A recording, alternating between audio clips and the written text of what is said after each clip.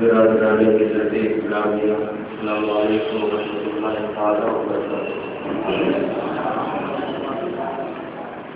الحمدللہ نحمدہ ونصلی علی رسولہ الکریم، اما بعد فاعوذ باللہ من الشیطان الرجیم، بسم اللہ الرحمن الرحیم۔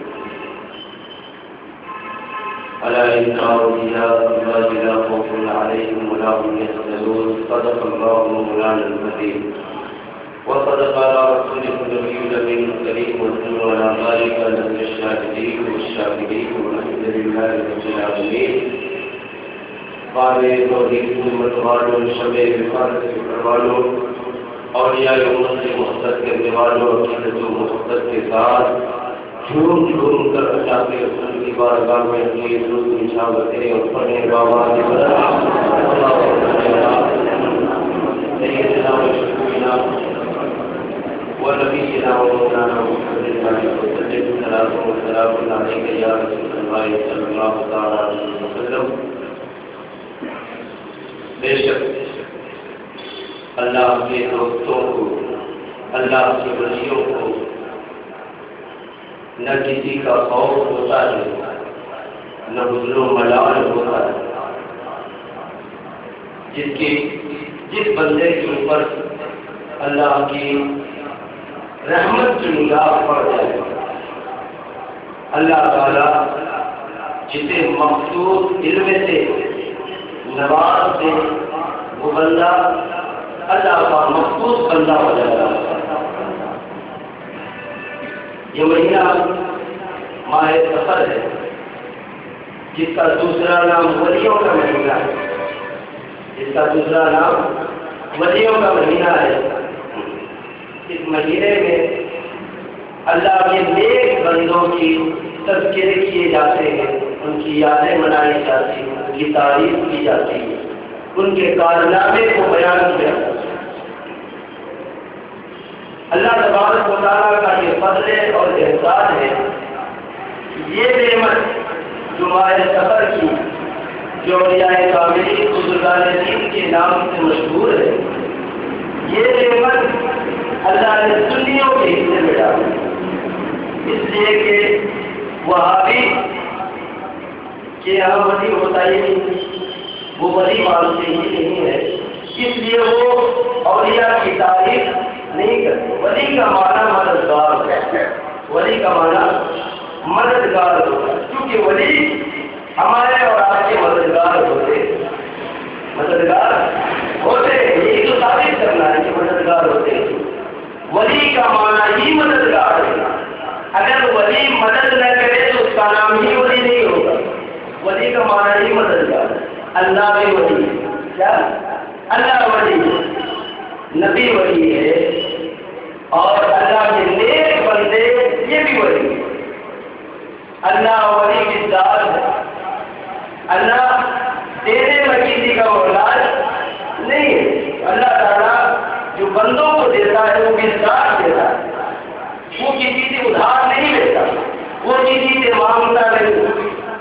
نبی جو بندوں کو دیتے ہیں وہ اللہ کی ذات سے دے کر بندوں کو دیتے ہیں۔ اسی طریقے سے ولی بھی یہ اللہ تبارک و تعالیٰ سے لے کر بندوں تک پہنچا، ورنہ کوئی آدمی، کوئی نبی، کوئی ولی بالذات کوئی چیز بندوں کو نہیں دیتا۔ ہر چیز اللہ تبارک و تعالیٰ سے مانگ کر، اللہ تعالیٰ سے پوچھ کر، اس کی اجازت لے کر کوئی بھی بندہ دوسرے بندوں کو دیتا۔ تو بالذات ولی اللہ ہے، اور وسیلے کے ساتھ ولی اللہ کا ایک بندہ انبیاء کرام ہے۔ ولی کی تعریف خود اللہ تبارک و تعالیٰ نے کی ہے۔ حدیث قدسی میں ولی کی تعریف اللہ کے رسول نے بھی فرمائی کہ اللہ کا جو نیک بندہ ہوگا، متقی بندہ ہوگا، پرہیزگار ہوگا، وہ شخص اللہ کے نزدیک بڑا پیارا ہوگا، پھر اس کی زبان سے جو بھی بات نکلے گی اللہ تبارک و تعالیٰ اسے قبول فرمائے، حضرت ابراہیم بن ادہم پر سے بادشاہ اللہ کو کب چن لے یہ کسی کو معلوم نہیں۔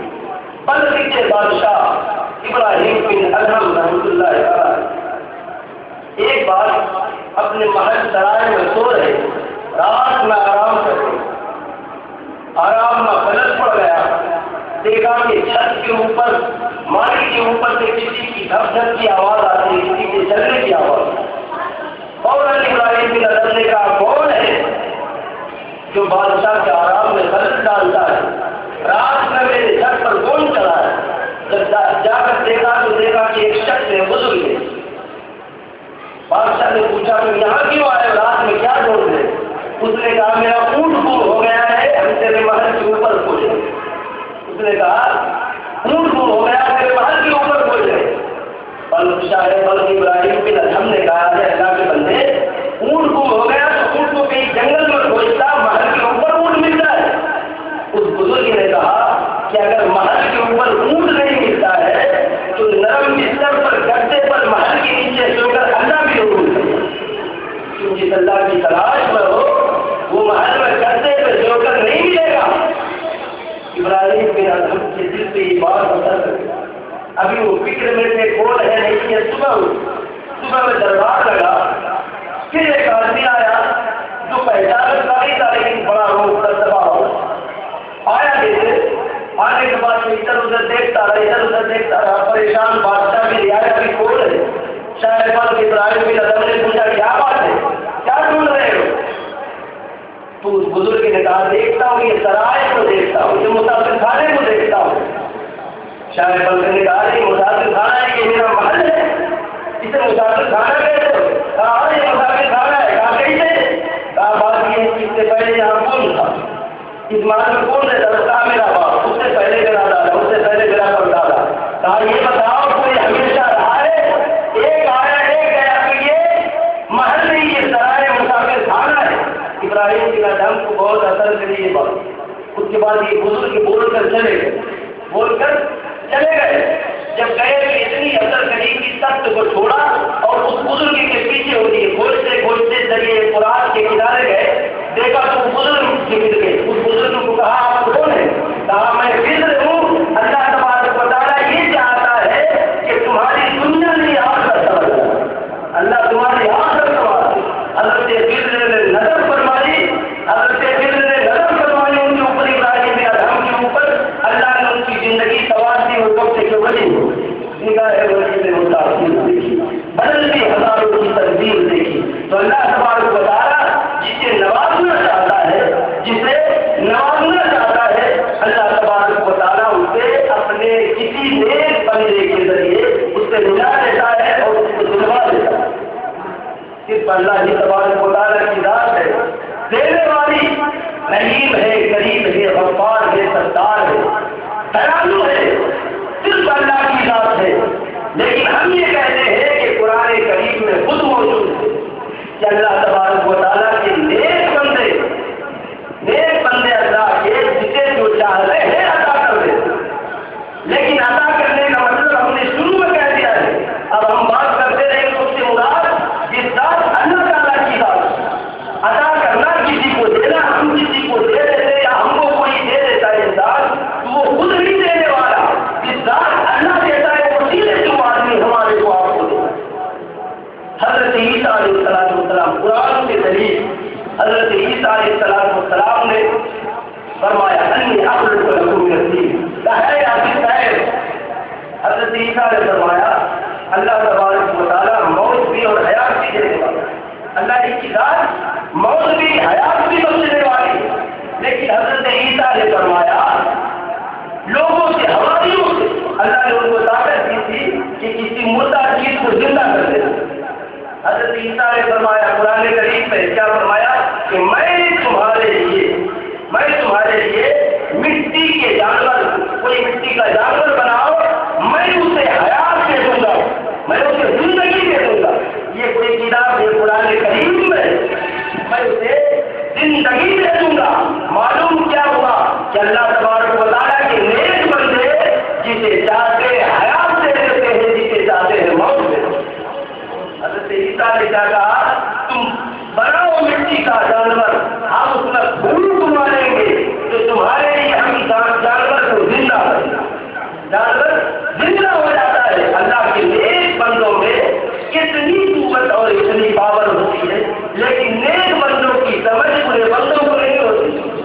یہ جو آج کے برے بندے ہیں جو اپنے آپ کو اچھا بندہ کہتے ہیں، یہ برے بندے، میں نے کہا تھا اس سے پہلے کئی بار کہا ہوں کہ ان کے اندر کوئی ولی ہوتا نہیں، اس لیے ولی کی معرفت نہیں، ولی کی پہچان نہیں، صرف یہ اللہ سے معلوم، اللہ تبارک و تعالیٰ دیتا ہے، بے شک اللہ دیتا ہے، لیکن سمجھنے کی بات یہ ہے کہ اللہ تبارک و تعالیٰ آپ کو ہر چیز کی طاقت اور قوت ہے، ہر چیز کی طاقت اور قوت ہے، لیکن اللہ تعالیٰ کا ایک قانون ہے، ایک رابطہ ہے کہ وہ اپنا کام وسیلے کے ذریعے کراتا ہے۔ کسی نے کہا، کسی وہابی نے کہا یا کسی نے بھی کہا امام علی مقام کو طاقت نہیں تھی، ان کو قوت نہیں تھی، ان کو روحانی طاقت نہیں تھی، اگر روحانی طاقت ہوتی تو کربلا میں شہید کیوں ہوتا؟ یہ بولنے کی بات، یہ عام صحت میں آنے کی بھی بات، اگر ان کو روحانی طاقت تھی تو کربلا میں شہید کیوں ہو گئے؟ ارے روحانی طاقت سے ان سب کو مار دینا تھا، یہ خوراک کا پانی بھی نہیں پی سکے، کیا سے مر گئے مار دینا؟ یہ کہنے والے کہتے ہیں، اور یہ وہابی کہتے کتاب میں موجود، کہنے والے کہتے ہیں، لیکن اس کا جواب یہ کوئی سوال ہی نہیں ہے کہ امام علی مقام پیاسے کیوں شہید کر دیے گئے؟ اگر امام علی مقام چاہتے تو ذریعے خوراک کیا آب کوثر آ جاتا، آب کوثر آ جاتا، لیکن منشے الہی الگ تھا، منشے الہی الگ تھا، اللہ کا منشا الگ تھا۔ ارے آدمی کے ہاتھ میں اختیار ہوتا ہے تو اس کا مطلب یہ نہیں کہ وہ سارا یوز کر جائے۔ ایک سوال آپ کو کرتا ہوں، اسی سوال میں آپ کی اس سوال کا جواب مل جائے گا۔ اللہ تبارک و تعالیٰ قادر مطلب ہے، پوری قوت ہے، پوری طاقت ہے، پوری طاقت ہے کہ نہیں؟ اللہ اگر کوئی یہ سوچ لے کہ اللہ تعالیٰ محتاج ہے تو کافر ہو گیا، کافر ہو گیا۔ اگر اللہ میں کمی اگر کسی نے سوچ لیا معاذ اللہ تو کافر ہو جائے گا۔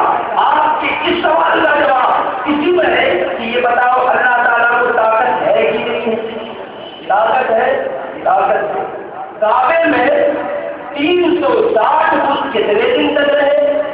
300 سال تک 360 بت کی پوجا کی۔ اللہ کو طاقت تھی تو پھر اللہ تعالیٰ کو تو بتوں کو توڑ دینا تھا، اللہ تعالیٰ بتوں کو توڑ دینا تھا، اس کے گھر میں اس کی عبادت گاہ میں اس کی جگہ پہ بتوں کی پوجا ہو رہی تھی۔ ارے وہابیوں کی اللہ کو طاقت نہیں تھی کہ بتوں کو ختم کر دیتے؟ نہیں، اگر تم نے یہ کہہ دیا کہ اللہ کو طاقت نہیں تھی تب تو تم سے ہمارا کوئی جھگڑا ہی نہیں، تم سے ہماری کوئی بات ہی نہیں، اس لیے کہ اگر تم یہ کہہ دو گے کہ اللہ کو طاقت اور قوت نہیں ہے تب تو تم ایمان سے خارج ہو گئے، تب تو ہمارا تم سے کوئی بات ہی نہیں۔ اور اگر مانتے ہو کہ اللہ کو طاقت ہے اور یقیناً ہے اللہ کو طاقت، تو جب اللہ کو طاقت ہے، جب اللہ تبارک و تعالیٰ اپنے گھر کو بتوں سے پاک نہیں کیا، اللہ اپنے گھر کو بتوں سے پاک نہیں کیا، تو اس سے یہ مطلب نہیں نکال سکتے ہو، اس سے یہ مطلب نہیں نکال سکتے ہو کہ اللہ کو طاقت نہیں ہے، اللہ کو طاقت ہو کے بھی اپنے گھر کو پاک نہیں کیا۔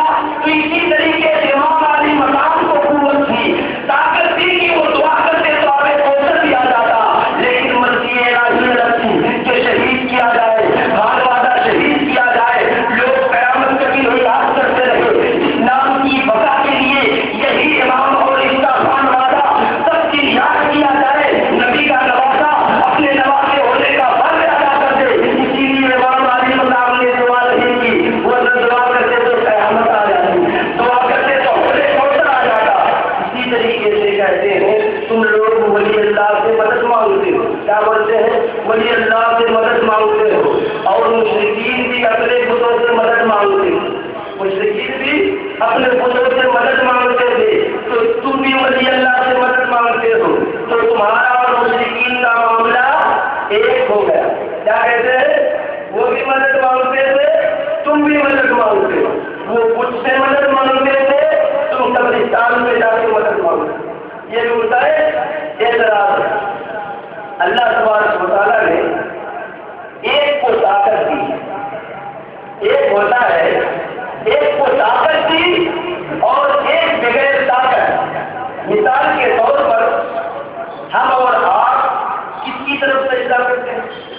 کعبے کی طرف. کعبہ کس چیز کا ہے؟ پتھر کا. کعبہ پتھر کا ہے. اس کو جو پوجتے ہیں کافر لوگ وہ کس کی طرف؟ وہ بھی پتھر. ہم اللہ کے احکام پر کعبہ کو سجدہ نہیں کرتے، کعبے کی طرف منہ کرتے ہیں، لیکن میرا چہرہ تو کعبے کی طرف ہوتا ہے. وہ بھی پتھر. کافر پتھر کو پوچھتا ہے، وہ بھی پتھر. کافر پوجے تو مشرک. مسلمان کعبے کی طرف نماز پڑھے تو کافر مسلمان. وجہ کیا ہے؟ وجہ یہ ہے کہ اللہ تبارک و تعالیٰ نے جس چیز کو سے منع کیا کافر پوچھتے ہیں وہ اپنی طرف سے ایجاد کر اس اپنی طرف سے بنا کر، اور ہم احکام شریعہ کے مطابق کعبے کی طرف سجدہ کرتے ہیں. اس لیے سجدہ ہم کرتے ہیں تو شریعت سے پابندی ہوتی ہے. مشرک اپنے سے بنا کر اپنے سے ایجاد کر کے اس کی عبادت کرتا ہے تو مشرک اور کافر ہو جاتا ہے. یہی فرق ہو جاتا ہے ولی اللہ میں اور غیر ولی میں کہ وہ مشرک اللہ تبارک و تعالیٰ نے اسے نہیں اختیار دیا ہے، بلکہ مشرک اپنے سے بناتا ہے، اس کو پوچھتا ہے. اور ہم جو اولیاء کرام سے مانگتے ہیں، ہم جو ان کی مدد طلب کرتے ہیں تو اللہ نے اسے پاور دے دیا ہے، اسے اختیار دے دیا ہے. جیسے کہ آپ ایک عام پتھر کو پوجو تو کفر ہو جائے گا، ایک عام پتھر کو پوجنا کفر ہو جائے گا، لیکن مقامی ابراہیمی کا بدلہ لینا واجب ہو جاتا ہے. تو پتھر تو دونوں ہے لیکن مقامی ابراہیمی کی بات الگ ہے. تو اسی طریقے سے ولی اللہ کی بات الگ ہے، کافر مشرک کی بات الگ ہے، وہ سب کی بات الگ ہے. اگر بات سمجھ میں نہیں آ رہی ہو تو ایک بات اور بتا دوں. بات یہ کہ پانی کو پوجنا، اگر گنگا کے پانی کی عزت کر لی، اگر نہر کے پانی کی عزت کر لی، عزت کر کے اس کو پوجنے لگے تو یہ کفر ہو جاتا ہے.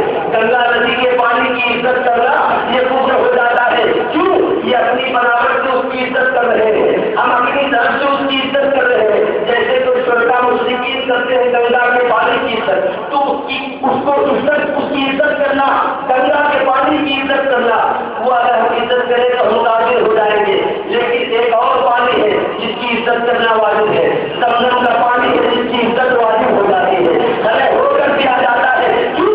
پانی تو دونوں ہے، صرف دونوں کی عزت کرنی چاہیے. ایک کی عزت کر رہے تو کافر ہو جا رہے ہیں، ایک کی عزت کرنا واجب ہو گیا ہے.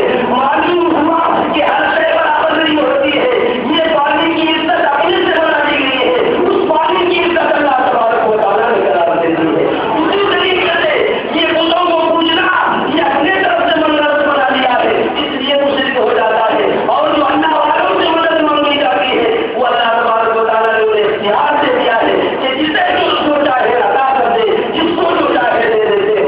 یہ اللہ والوں کے پاس یہ قوت اور یہ پاور ہوا کرتی ہے.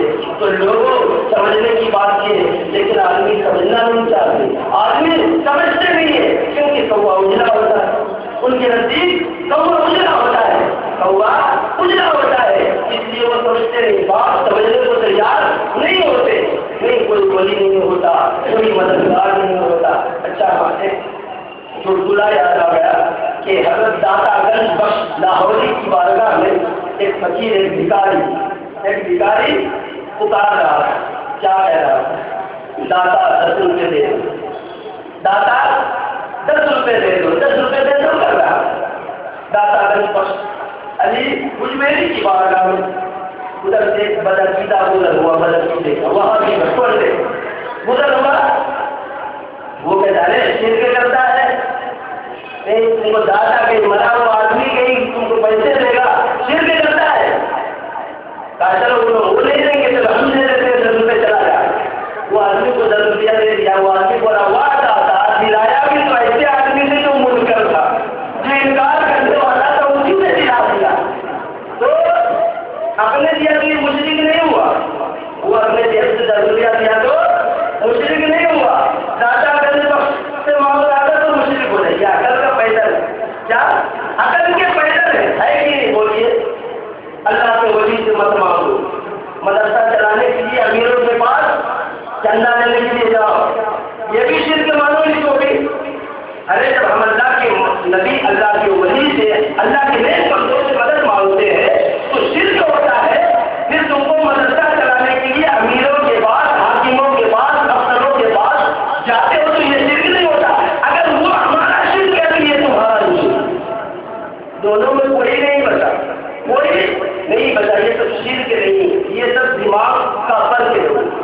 کے دماغ میں ابو جہل طاقت ہے، اس کی طرح مانگے۔ اللہ کا جو نیک بندہ ہوتا ہے، ولی ہوتا ہے، نکاح ولی میں وہ تاثیر دیکھی، بدلتی عذابوں کی تصویر دیکھی۔ سید شاہ عالم رحمۃ اللہ تعالیٰ علیہ پاکستان کے بزرگ، سید عالم رحمۃ اللہ تعالیٰ علیہ بڑے پادشاہ بزرگ، بڑے نیک وقت بزرگ تھے۔ سید عالم ہمیشہ اپنی ٹوٹی ہوئی کوٹھری میں بیٹھے رہتے، اللہ کی عبادت کرتے۔ ایک بابا کا ادھر سے گزر ہوا سنیاسی جو کسی پتھر کو چھو کر اس میں منتر پڑھ کے اس میں طریقے رہتے اس کو جواہرات سونے بنا دیتا۔ ایسا بابا گزر ہوا سید شاہ عالم کے پاس۔ جب گزر ہوا تو اس نے دیکھا کہ سید عالم کی حالت خراب ہے، دیکھنے میں ماں کی حالت خراب ہو رہی تھی، پرانے کپڑے، کم کھانا پینا، سوکھے جگلے بدلے تھے۔ تو سنیاسی بابا نے کہا کہ حضور ہم آپ کو ایک چیز، ایک بوٹی دیتے ہیں، وہ بوٹی دے دیتے، آپ اس کو تانبے میں پیتل میں لگا کر آگ میں گرم کرو گے تو سونا بن جائے گا۔ کیا سونا بن جائے گا؟ آپ لے لو، اس سے آپ مالدار بن جاؤ۔ سید عالم نے کہا اسے رکھ دو، اسے رکھ دو، ساتھ میں رکھ دیا۔ وہ سنیاسی بابا چلا گیا، 1 سال کے بعد آیا تو دیکھا وہی حالت سید شاہ عالم جیسے پہلے سے اسی طریقے سے۔ اس بابا نے، وہ بابا بھی سوچ ہی رہا تھا کہ سید عالم گھر سے نکلے، طہارت کو گئے، طہارت کے بعد مٹی لی، ادھر سے آ رہے تھے تو سنیاسی بابا نے کہا ابھی کچھ کہا نہیں، ابھی وہ سوچ رہا تھا۔ اللہ کا نیک بندہ ان کی خبر بھی رکھتا ہے، وہ سوچ ہی رہا تھا کہ لگتا ہے یہ بابا اگر چاہتا تو بڑا سوکار مالدار ہو جاتا، لیکن اس نے لگتا سونا بنایا ہوگا، کنجوسی سے خرچ نہیں کرتا۔ کیا کنجوسی سے خرچ نہیں کرتا ہے؟ وہ سنیاسی بابا سوچ ہی رہا تھا۔ طہارت کا ڈھیلا جو تھا مٹی، وہ مٹی کو لے کر سنیاسی بابا کو کہا اے سنیاسی بابا نگاہ اوپر کرو۔ کیا نگاہ اوپر کرو؟ کیا اس ڈھیلے کو زمین پر مارا، کہا آپ نگاہ نیچے کرو۔ جب نیچے نگاہ کی اس سنیاسی بابا نے تو دیکھا پوری زمین سونے کی بن گئی۔ سبحان اللہ، پوری زمین سونے کی بن گئی۔ بابا بولے یہ اللہ والوں کی طاقت اور قوت ہے، تم مجھے کنجوس مت سمجھو، تم مجھے یہ مت سمجھو کہ میں تمہارے دیے ہوئے بوٹی سے دولت بناتا ہوں اور کنجوسی کرتا ہوں۔ جسے دنیا کی پرواہ نہیں ہوتی ہے، جس کو آخرت کی دولت کی چاہت ہوتی ہے، اس کے گھر میں دنیا ہوتی ہے۔ جب اس سنیاسی بابا نے یہ کمال دیکھا اور اس پاؤں پہ گر گیا اور کلمہ پڑھ کے مسلمان ہو گیا۔ بدلتی ہزاروں کی تقدیر دیکھی، آپ نے بارہا سنا ہوگا حضرت واحد مستعمل کا واقعہ، میں اس بیان کر چکا ہوں۔ اللہ اکبر، ان کے گاؤں میں ایک فاحشہ عورت آ جاتی ہے، کوٹے والی عورت آ جاتی ہے۔ لوگ پریشان ہو جاتے ہیں کہ آخر کیا معاملہ ہے، کیسے اس کو سلجھایا جائے۔ قوم کے جوان بگڑ رہے ہیں، شام ہوتی تھی سارے جوان اس فاحشہ کے دروازے پہ کوٹے پہ چلے جاتے تھے، گاؤں کا معاشرے کے حالات بگڑ رہے تھے۔ لوگ حضرت باعزید مستعمی کی بارگاہ میں پہنچتے ہیں، کہتے ہیں باعزید مستعمی، اس لیے کہ ہر آدمی جانتا ہے، ہر سنی جانتا ہے کہ جو کہیں نہیں بنتا ہے وہ اللہ والوں کی بارگاہ میں بات بن جاتی ہے۔ آئے لوگ کہا اے بابا بات ایسی ہے کہ ایک رقاصہ آ گئی ہے، ایک کوٹے والی عورت آ گئی ہے، شام ہوتے ہی سارا جوان چلا جاتا ہے، ہمارے معاشرے ہمارے بگڑ رہے ہیں، اے بابا آپ کچھ کر دیجیے۔ حضرت باعزید مستعمی نے یہ نہیں کہا کہ کسی پولیس والے کے پاس چلے جاؤ، یہ نہیں کہا رپورٹ لکھا دو، یہ نہیں کہا اس کو بھگا دو۔ حضرت باعزید مستعمی نے کہا اچھا جاؤ، اللہ تعالیٰ کوئی انتظام فرما دے گا۔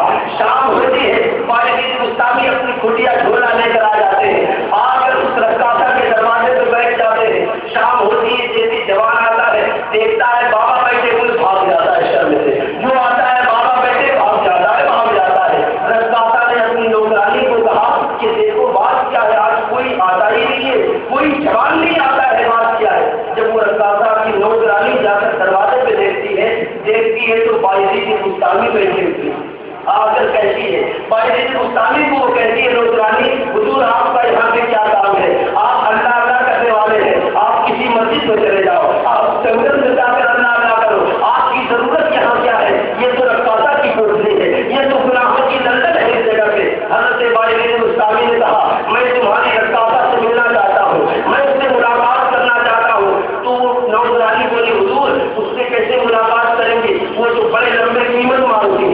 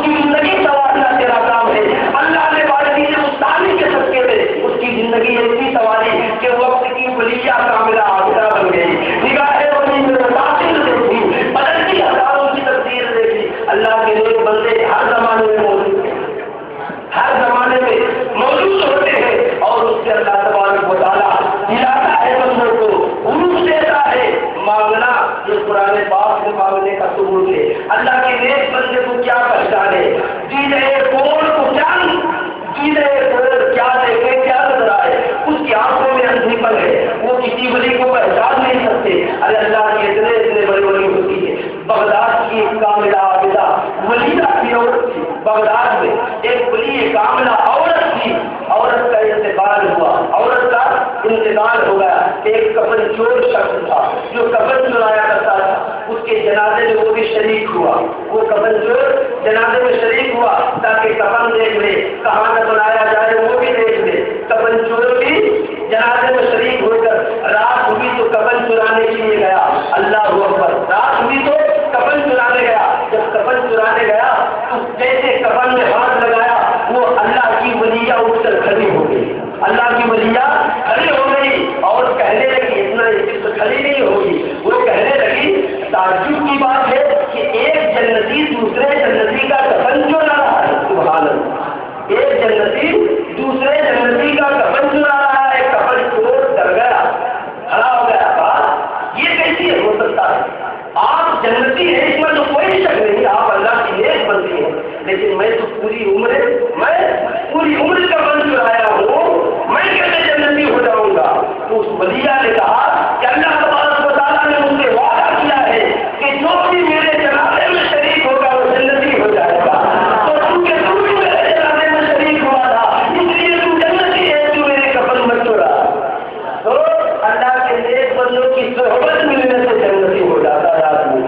تو ان سے ملے کیوں؟ آدمی مر گیا تو زندہ کیسے ہو؟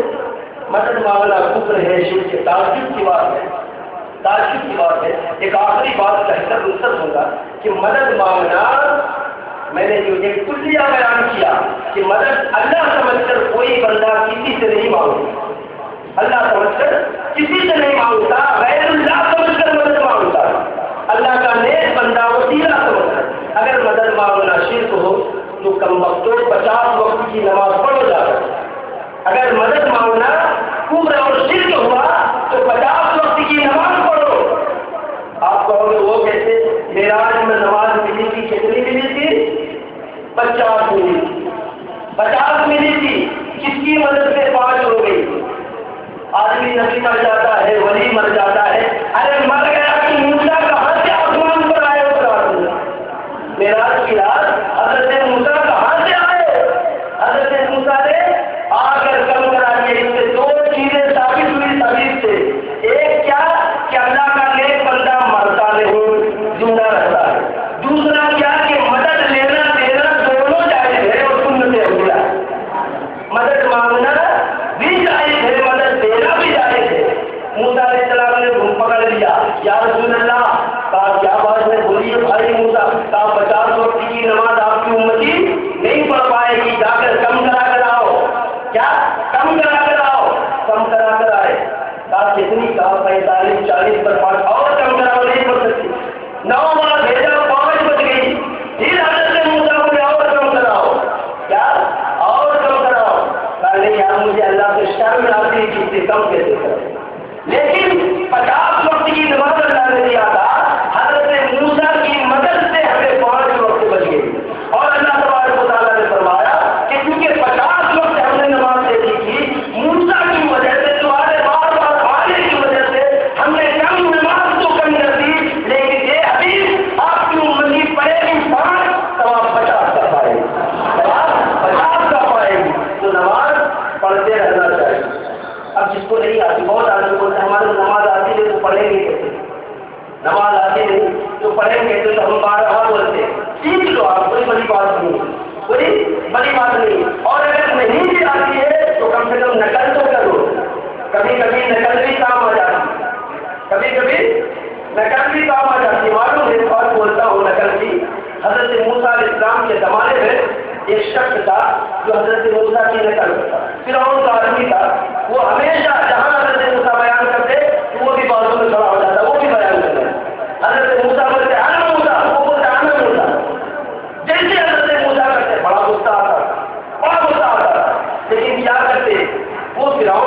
آدمی تھا، بادشاہ کا آدمی تھا، کچھ نہیں کرتے تھے. جہاں جاتا وہ لکڑی حضرت موسیٰ آتا رکھتے تھے، وہ بھی ایک لکڑی رکھتا. کہتا تھے کیا ہی آتا ہے؟ موسیٰ بولتے ہی آتا ہے، تو وہ بھی بولتا ہی آتا.